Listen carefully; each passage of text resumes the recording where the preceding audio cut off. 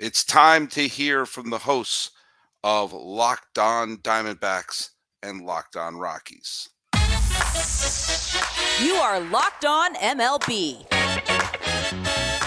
your daily MLB podcast. Part of the Locked On Podcast Network, your team every day.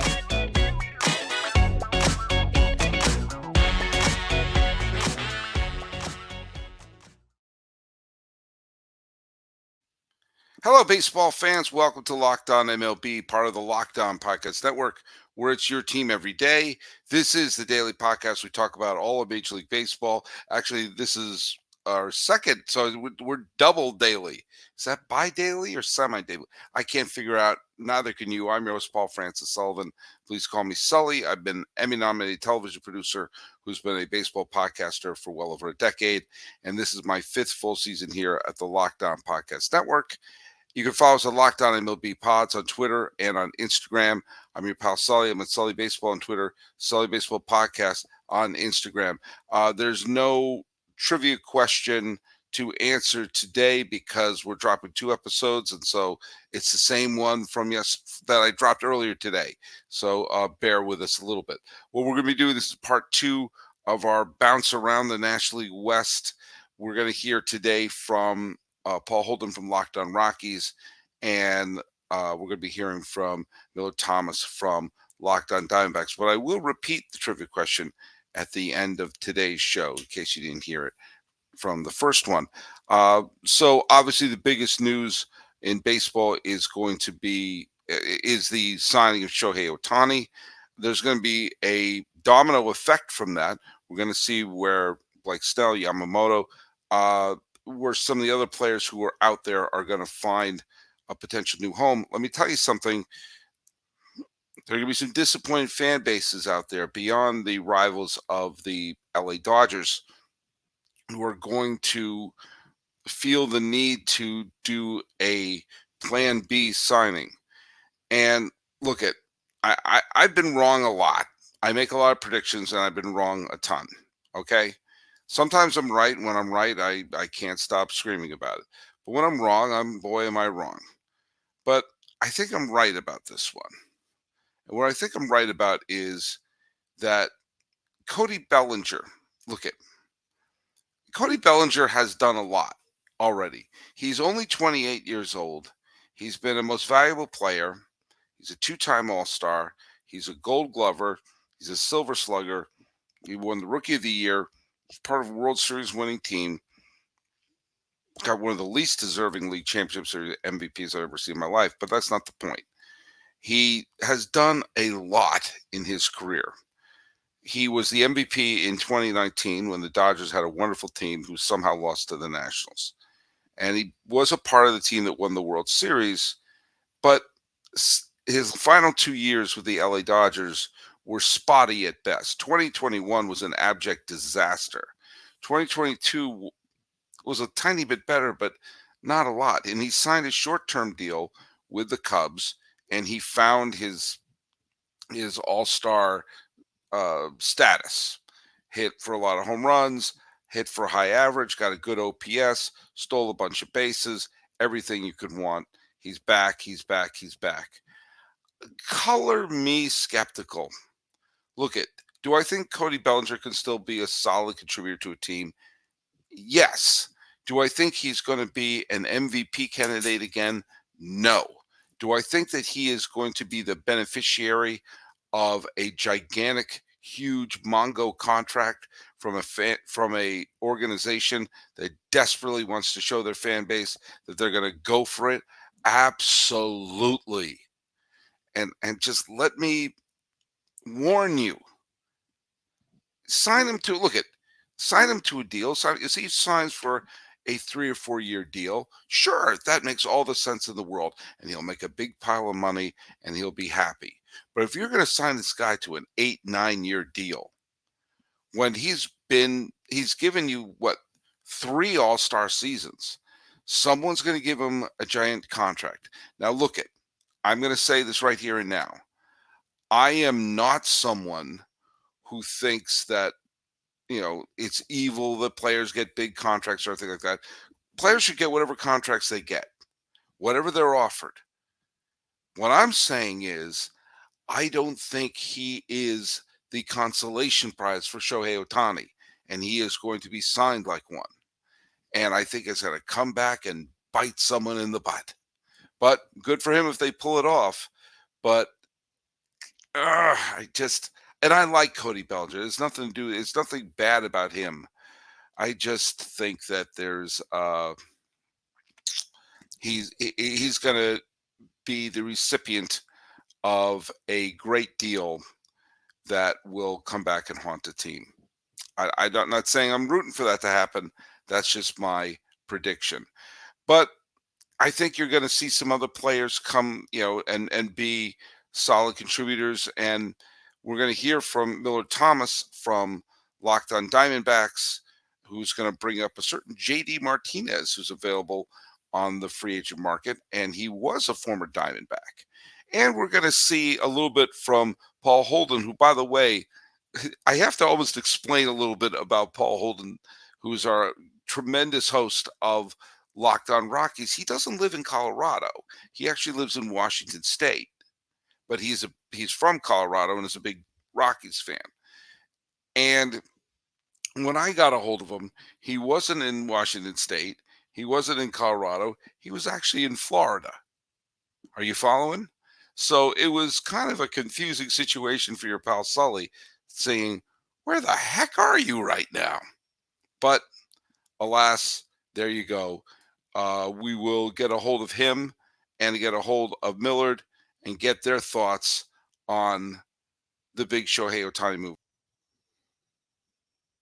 As the weather gets colder, the NFL offers stay hot on FanDuel. Right now, new customers get $150 in bonus bets with any winning $5 moneyline bet. That's $150 if your team wins. If you're thinking about joining FanDuel, there's no better time to get in on the action. The app is so easy to use, and there's a wide range of betting options, including spreads, player props, over-unders, and more. So visit FanDuel.com/lockedon and kick off your NFL season. FanDuel is an official partner of the NFL. Continuing to span the National League West, we're going to Colorado. Or are we going to Florida? We're going to one of the states where there was an expansion in 1993. Paul Holden of Locked on Rockies is here. Where are you? I'm. This news broke on my last day of vacation in Florida. So I am on the beautiful Sanibel Island here in Florida, reacting to great news for the baseball world. Not so great. Well, actually, I'm kind of conflicted by this type of news for the Rockies. Javi Reyes posted an interesting tweet there from Locked On Padres. So I don't know. It's a big day in baseball, though. That's for sure. Okay, tell me what you're conflicted about here, and then we'll get your take on whether or not this will spoil the Rockies' chances to win the National League West. Well, I mean, that's where it starts right there. Of course, I mean, the Dodgers just got better, as they do every single year, and the Rockies aren't keeping pace, even with some exciting youngsters and silver linings. The Rockies just had their worst season in franchise history, and in a response to a season where where the Dodgers fell short, they go out and make arguably the biggest free agent acquisition in the entire history of baseball.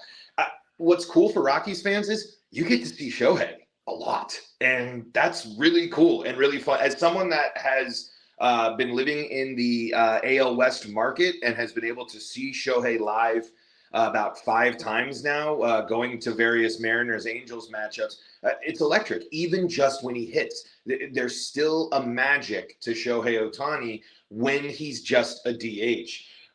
But again, on the flip side, he's in Dodger blue. The NL West just got that much harder to win. The Rockies' mangled pitching staff now has to deal with the 3-headed dragon of Otani, Betts, and Freeman, and that's not to even mention the rest of the Dodgers lineup. So cool for Rockies fans, but I mean, those and Coors is going to sell out. I mean, those are going to be sellout series. The Dodgers will sell out every time they go to Coors now. And so the Rockies business side, it's another win for the Rockies as a business, but it's another big loss for the Rockies as a baseball team.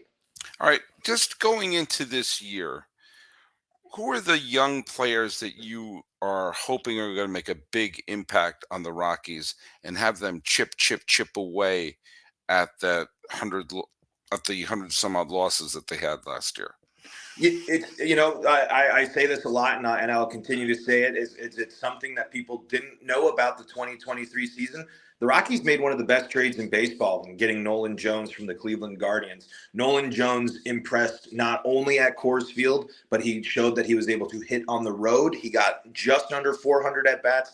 I'd argue that there's a case to be made if you strip away the team side of this, but take Corbin Carroll's stat line from 2023 and put it up against Nolan Jones' stat line from 2023. And not only are they very similar, there'd be, some people might lean in the case of Nolan Jones. I think he's not, there's some numbers that aren't as flashy as Corbin Carroll's, but this is a guy that was one of the best rookies in baseball, mixed with the fact that the Rockies have hit on another shortstop. I think Ezekiel Tovar, who was a Gold Glove finalist this year.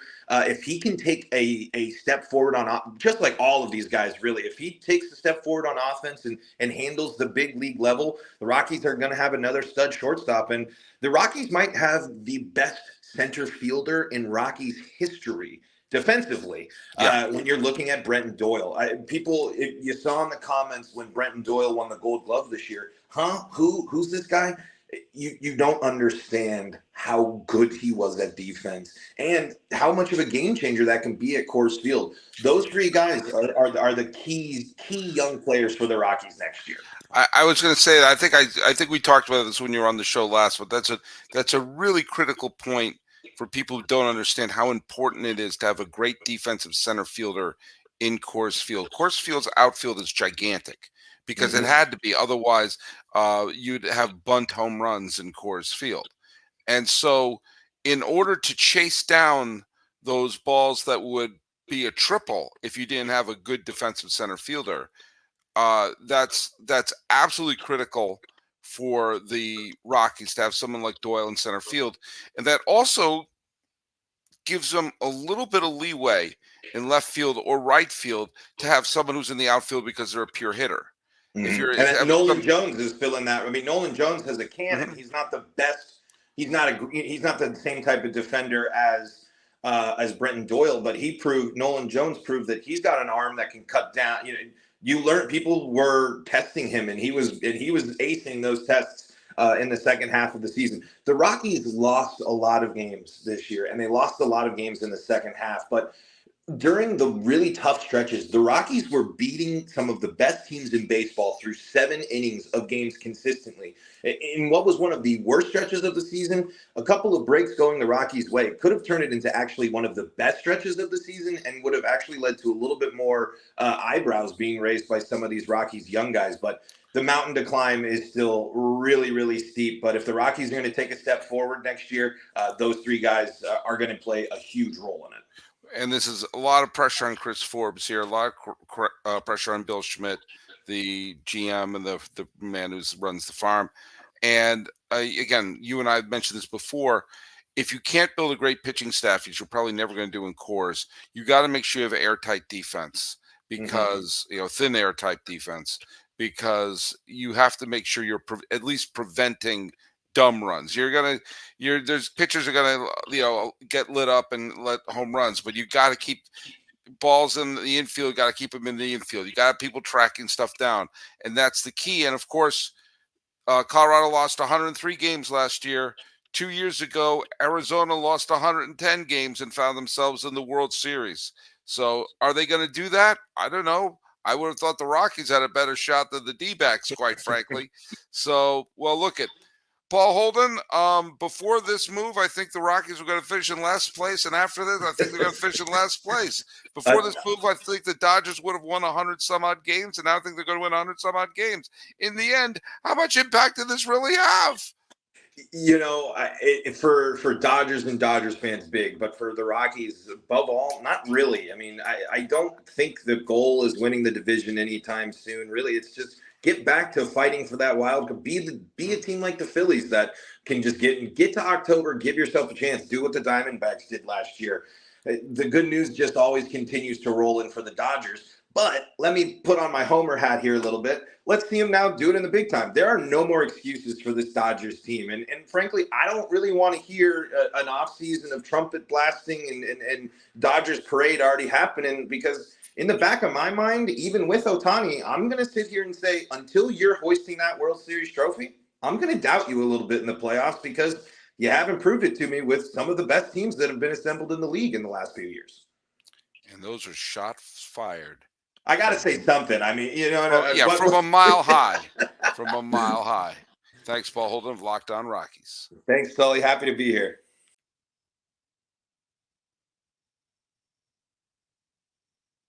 Locked On has launched the first ever national sports 24/7 streaming channel on YouTube. Locked On Sports Today is here for you 24/7, covering the top sports stories of the day with the local experts of Locked On, plus the national shows like this one, covering every league. Go to Locked On Sports Today on YouTube and subscribe to the first ever national sports 24/7 streaming channel. Okay, let's check out what Millard Thomas from Locked On Diamondbacks has to say.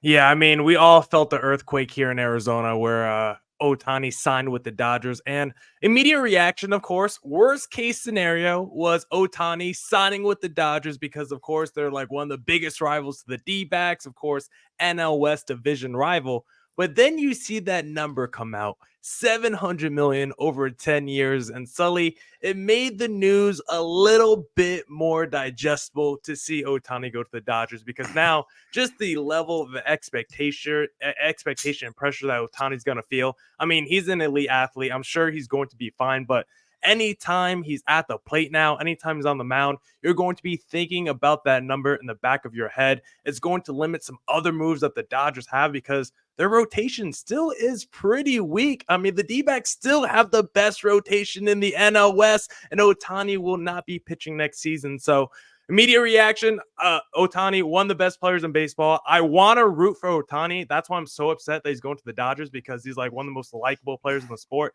I want to root for him, but it's going to be hard for the next decade to see him with Mookie Betts and Freddie Freeman. I mean, their offense is going to be electric, but they still have a lot of work to do, I think, in the rotation.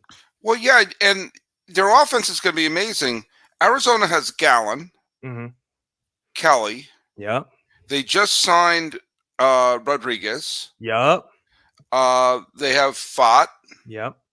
I mean, that's a better starting four than the Dodgers have. Yeah, because the Dodgers rotation, I mean, look at it right now. I mean, Kershaw is still technically a free agent. Otani's not pitching next season. Julio Urias is a free agent. Tony Gonsolin's been hurt. Like right now, just Bobby Miller. And then we'll see Walker Buehler post Tommy John surgery, if he can come back immediately and be good. Like, and even if they did re-sign Kershaw, like we don't know when he's going to pitch again in 2024. So like there's major question marks right now surrounding that Dodgers pitching staff. And if he even comes back, assuming that the torching that what team he lost a playoff game to, what team beat him?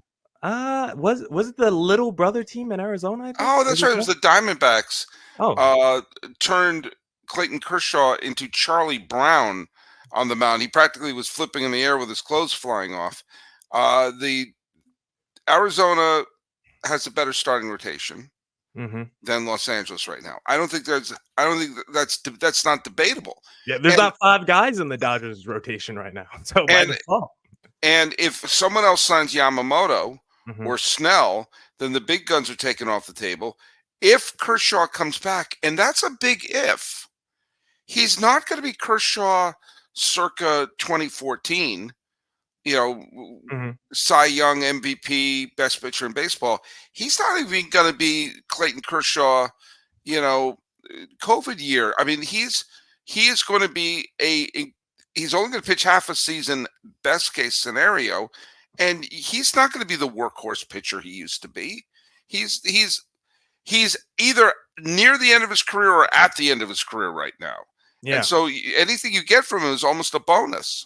And a guy like Yamamoto, like they're saying he might get $200 to $300 million. Like if you're the Dodgers, are you going to commit $1 billion worth of guaranteed money to just two players? Like, I don't think you're probably doing that either. And inherently, this Otani move might potentially help out the D-backs because a guy like JD Martinez Doesn't feel like he's going back to the Dodgers. He's still out there on the free agent market. D-backs looking for a DH, right-handed bat, already played in Arizona when they acquired him at the trade deadline. JD Martinez reunion with the D-backs now might be in play, which I think would be a major addition to that squad. Yeah, and look at I made this point before and make it again, and I made a little bit of a broken record here. The Diamondbacks aren't competing with the Dodgers in the regular season. Mm. They're competing with Miami, Philadelphia, St. Louis, Chicago. What was the other one? Miami is probably going to fall out. I mean, they just have to punch their wild card. They're not going to win 100 games, and don't worry about it. Yeah. And honestly, we might just see like a philosophy change in baseball where it's like maybe we don't put a much emphasis on the regular season. Maybe we just try to make sure we're healthy for, August, September into that stretch run for October, because the last couple of postseasons have just showed you the teams that have gone hot. It doesn't matter what your record was in the regular season, 100 win Tampa Bay, 100 win Atlanta, LA Dodgers. It doesn't matter. In October, the hottest teams win out. And I think we could see a philosophy switch in terms of the emphasis on regular season going forward. But also, I mean, it's basically turning it on the postseason, because remember, the D-backs were ice cold going to the playoffs. Yeah, they were. They almost let the Cubs back in, for goodness sakes.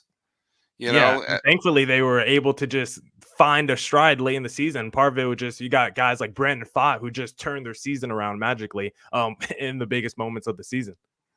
All right, so we're here with Millard Thomas, the host of the Locked On National League champion Arizona Diamondbacks, and they're the team that got to within 3 wins of winning a World Series title. So we shall see. The Dodgers have got the star power, but oddly, the best arms in the division belong to the defending champs. That's Millard Thomas. This has been part of our National League West roundtable of the seismic signing of Shohei Ohtani. And look at Millard Thomas's face. Is he worried? Not at all. Not at all. All right. Thanks so much, Ben. Thanks so much, Millard. Thanks so much, Paul. Thanks so much, Javi, for your input here.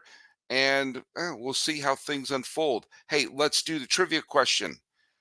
Who is the only player to win a postseason MVP award after signing a 10-year mega contract? Only one has won a postseason award after signing one of those big contracts.